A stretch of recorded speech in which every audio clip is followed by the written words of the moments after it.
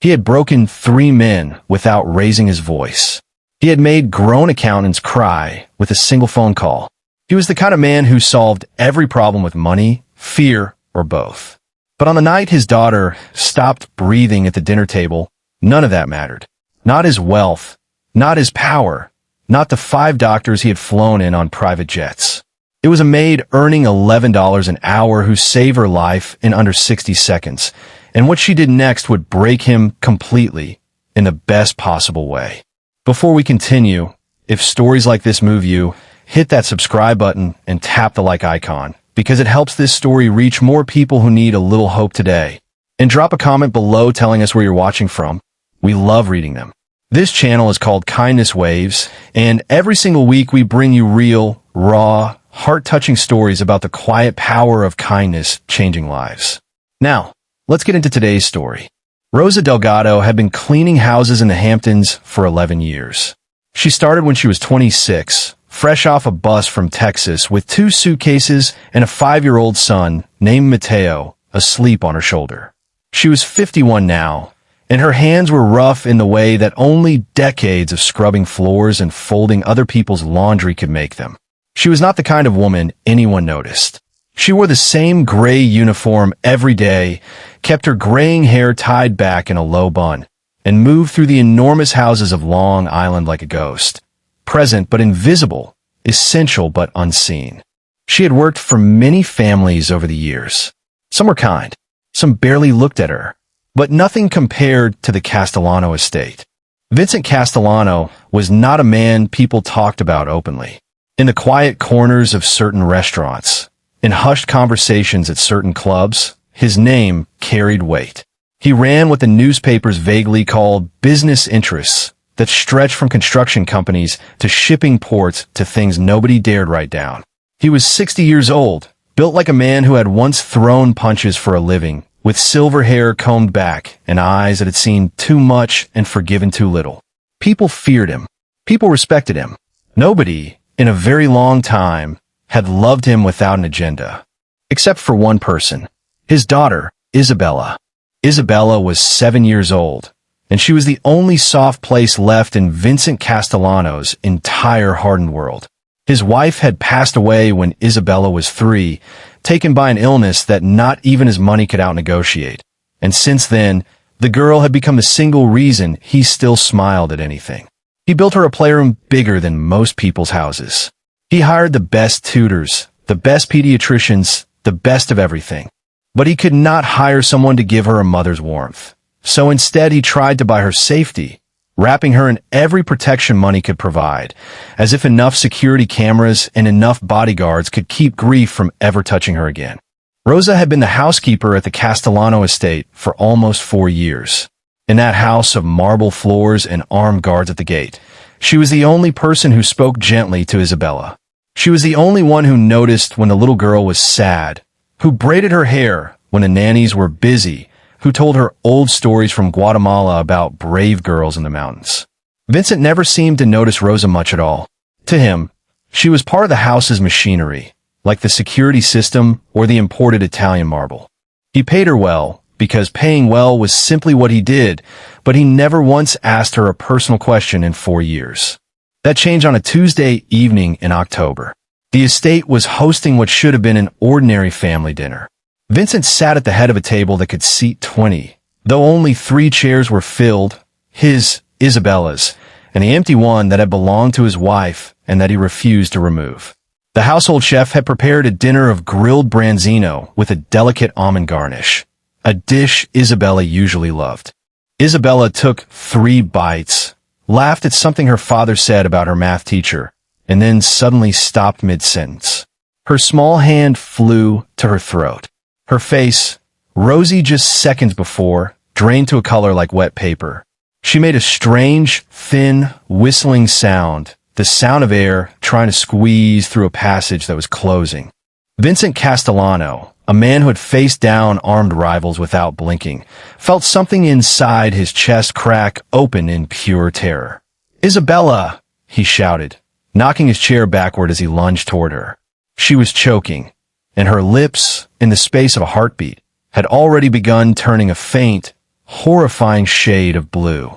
The room Vincent held his daughter's small body, his hands shaking for what felt like the first time in his adult life. "Somebody help her!" he roared, his voice cracking. The voice of a man who ruled empires and controlled cities, now reduced to nothing more than a father. Powerless, terrified, begging. And then, from the kitchen doorway, a quiet voice cut through the noise. "Let me see her." It was Rosa. She had been finishing the dishes when she heard the commotion, and she moved now not with panic, but with a strange, focused calm. The calm of someone who had once, years ago, worked as a nursing assistant back in Guatemala before life and circumstance had carried her into other kinds of work in another country. Nobody in that room had ever known that about her. Nobody had ever asked. One of the bodyguards moved to block her, an instinct born of protecting the family from strangers. But Vincent, in a moment of pure desperate instinct, grabbed the guard's arm and pulled him back. "Let her through," he said. Some part of him, some ancient survival part of his brain, recognized the difference between panic and competence, and Rosa's eyes held competence. Rosa knelt beside Isabella in one fluid motion. She did not scream. She did not fumble. She positioned herself behind the child, wrapped one arm firmly around her narrow waist, made a fist with her other hand, placed it just above the girl's navel, and delivered a sharp, precise, upward thrust. Nothing. She did it again, her voice low and steady in Isabella's ear the entire time, murmuring in Spanish, "Estoy aquí, mi amor, estoy aquí." "I am here, my love. I am here." On the third thrust, a small piece of almond-crusted fish shot from Isabella's throat and skittered across the marble floor. The little girl gasped an enormous, ragged, beautiful gasp and began to cry, the good kind of crying, the kind that means air is moving again. Color rushed back in her cheeks, like sunrise breaking over a dark field. The room stood in stunned silence. Rosa simply held Isabella, rocking her gently, whispering that she was safe now, that it was over, that she had done nothing wrong. It had taken less than a minute. Vincent Castellano sank to his knees on his own dining room floor, a man worth more money than entire small countries, and wept. He wept the way he had not allowed himself to weep since his wife's funeral. His daughter, alive, breathing, crying into the shoulder of a maid he had walked past 1,000 times without truly seeing. When his private physician finally arrived, out of breath, apologizing for the delay from the far end of the estate, Vincent could only stare at him, then turn back to Rosa, who was gently smoothing Isabella's hair, telling her everything was all right now. That brave girl sometimes have scary moments, but they get through them. "Where did you learn that?" Vincent finally managed to ask, his voice hoarse. Rosa looked up at him, still holding Isabella close. "Guatemala," she said simply. "I trained as a nurse's assistant. Before I came here. Before Mateo." She said it without pride, without expectation, as though it were a small, unremarkable fact about herself, like the color of her eyes.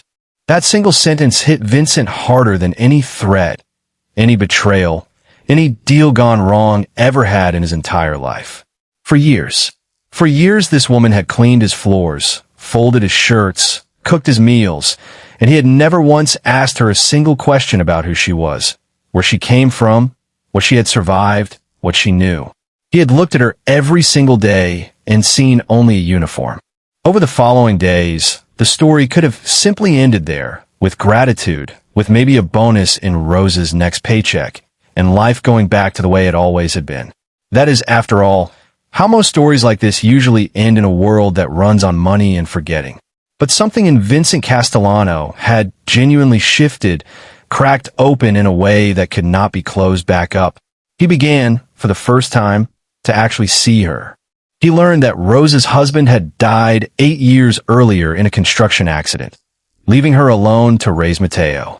He learned that she sent money every month to her elderly mother back in Guatemala, that she had been saving for years, slowly, painfully, to help Mateo, now 19, attend community college, that she herself had once dreamed of becoming a full nurse, but that dream had been swallowed by the need to simply survive, to work, to send money home, to keep her son fed and housed in a country that had never made things easy for her. He learned that Isabella adored her, that Isabella had told her secrets over the years that she had never told anyone else, not the nannies, not the tutors, not even Vincent himself, secrets about missing her mother, about being scared of the big, empty house, about wishing her father would come home for dinner more often instead of working so late. Vincent sat with all of this for many nights, alone in his study, staring at the empty chair that had belonged to his wife, thinking about how close he had come to sitting in that chair forever, grieving his second loss, and how a woman he had never truly bothered to know had reached into the worst moment of his life and pulled his daughter back from the edge of it. He decided he could not simply write a check and call it settled, though he knew that was likely what people expected of a man like him, a transactional gesture to match a transactional world. Instead, he asked Rosa to sit down with him in his study, not as employer and employee, but simply as two people. "What do you actually want, Rosa?" he asked her plainly. "Not what you think you should want. What do you want?" Rosa was quiet for a long moment. In 11 years of cleaning houses for wealthy families, nobody had ever asked her that question. She had been asked to clean faster, to work later, to make herself smaller and quieter and more convenient. Nobody had ever asked what she wanted. Finally, she spoke. She told him about her old dream of becoming a nurse, a real nurse, not just an assistant, a dream she had folded away and tucked into a drawer of her heart the day she stepped off that bus with Matteo asleep on her shoulder. She told him about wanting Matteo to finish his degree without the crushing weight of debt hanging over him. She told him, quietly, almost embarrassed to say it out loud, that she sometimes dreamed of opening a small clinic one day, somewhere in her old neighborhood, a place where people who looked like her, who worked jobs like hers, could get care without shame, without enormous bills, without being made to feel small. Vincent listened to every word without interrupting. He paid for Rosa to attend nursing school full-time, tuition, books, everything, and made sure her salary continued in full the entire time, so she never had to worry about supporting herself or her son while she studied. He paid off Matteo's remaining college costs in full and set up a fund for his future. And 2 years later, when Rosa graduated from nursing school at 53 years old, cap and gown and all, Vincent Castellano sat in the front row of that ceremony, Isabella beside him in a small yellow dress, both of them cheering louder than anyone else in that auditorium. But he did not stop there. Remembering her quiet dream of a clinic, he used a portion of his resources, not as a business deal, not for profit, but simply because it was the right thing to do, to help Rosa open a small community health clinic in the very neighborhood where she had first arrived all those years ago with 2 suitcases and a sleeping child. The clinic offered low-cost and sometimes free care to domestic workers, day laborers, immigrant families, the very people who spend their lives caring for others while so often having no one to care for them in return. Rosa became its head nurse, and eventually its director. Above the door of that little clinic, there's a small plaque. It does not mention the Castellano name at all, because Vincent insisted it shouldn't. Instead, it simply reads, "For the ones who are seen last, but who see everything." Isabella, now older, still visits the clinic sometimes with her father, and she still calls Rosa her guardian angel.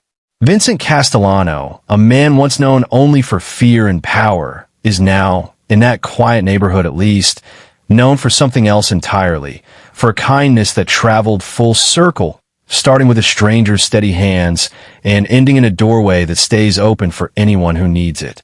What this story reminds us, gently but firmly, is that kindness does not check job titles before it acts. It does not ask how much money someone has, or what car they drive, or what letters come after their name.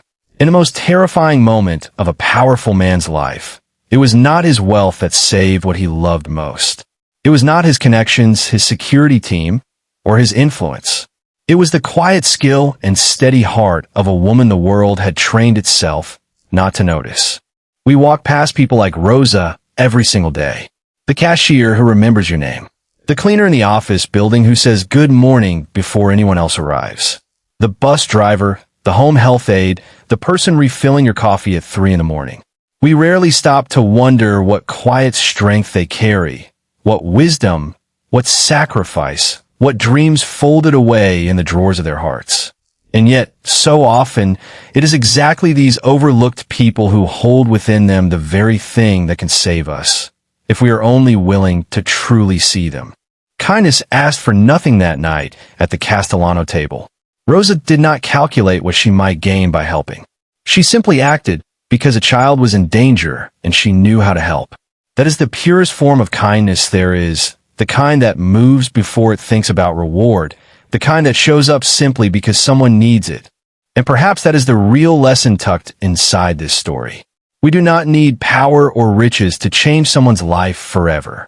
Sometimes all it takes is knowledge quietly carried for years, a steady hand in a moment of chaos, and a heart brave enough to step forward when everyone else has frozen in fear. Rosa Delgado did not set out to be anyone's hero.